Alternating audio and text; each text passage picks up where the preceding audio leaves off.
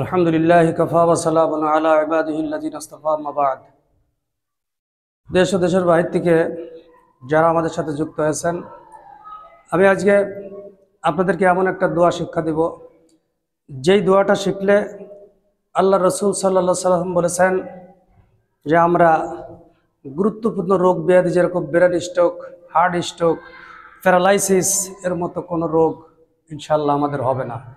তো আমরা প্রতিনিয়ত যদি এই আমলটা করতে পারি, প্রতিদিন সকালবেলায় ফজরের নামাজের পরে, কথাবার্তা বলার আগে, নামাজের মুসাল্লায় বসে যদি আমরা এই দোয়াটা 3 বার পড়তে পারি, তাহলে আশা করা যায় আল্লাহ রাব্বুল আলামিন আমাদের ব্রেন স্ট্রোক, হার্ট স্ট্রোক, প্যারালাইসিসের মতন কোনো রোগ আল্লাহ তাআলা দান করবেন না। সেই দোয়াটা কি একেবারেই ছোট, আমরা সবাই শিখে নেব ইনশাল্লাহ।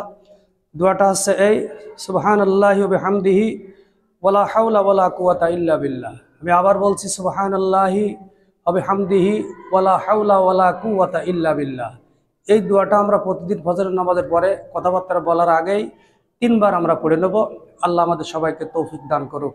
ওয়া আখিরু দাওয়ানা আলহামদুলিল্লাহি রাব্বিল আলামিন। পরবর্তী ভিডিও পাওয়ার জন্য আমাদের সাথেই থাকুন।